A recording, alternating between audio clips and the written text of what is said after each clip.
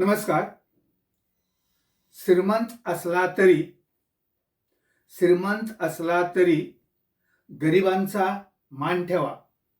गरिबांचा मान ठेवा. कारण आपणही या स्थितीत येऊ शकता.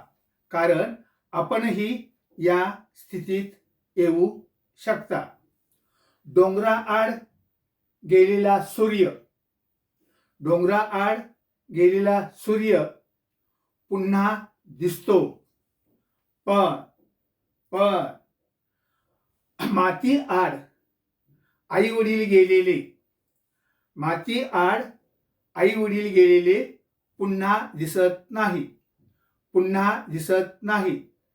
लक्षात ठेवा, निर्धार हा आरशासारखा हवा.